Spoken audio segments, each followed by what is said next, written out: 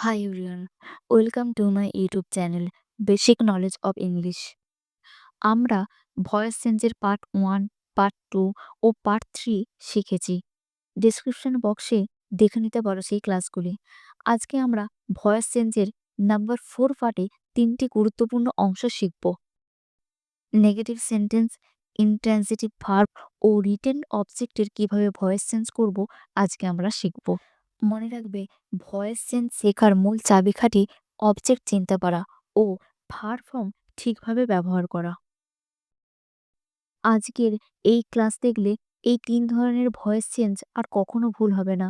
চলো শুরু করি আজকের ক্লাসটি। Part 1, passive of negative sentences.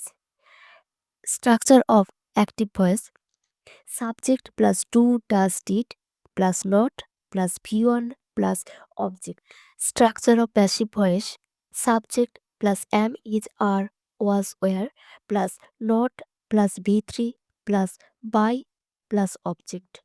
মনে রাখবে, হেল্পিং ভার্বের পরে নট বসবে, ভার্বটা ভি3 হবে।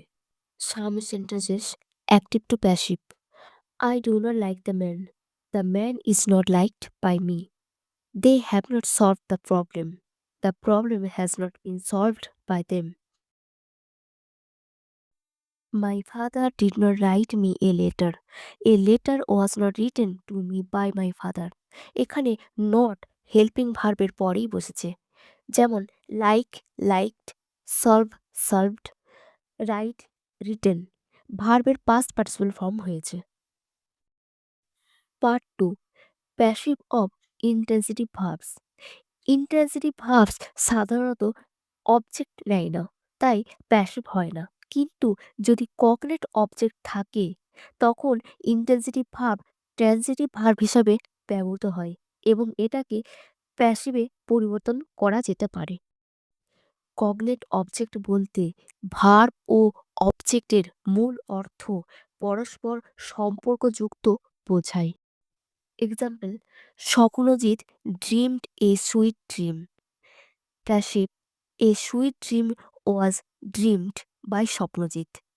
Krishnendu ran a race. A race was run by Krishnendu. He laughed the last laugh. The last laugh was loved by him. এখানে ভার্ব নিজেই অবজেক্টের সাথে মিলে যাচ্ছে। পার্ট 3, রিটেন অবজেক্ট অর্থাৎ ডাবল অবজেক্ট। এখানে দুটি অবজেক্ট থাকে, একটাকে সাবজেক্ট করা হয়, অন্যটি সেন্টেন্সে রিটেন থাকে অর্থাৎ অপরিবর্তিত থাকে। রিটেন মানে হলো কিপস ইন প্লেস অর্থাৎ জায়গায় কোনো কিছুকে রাখা।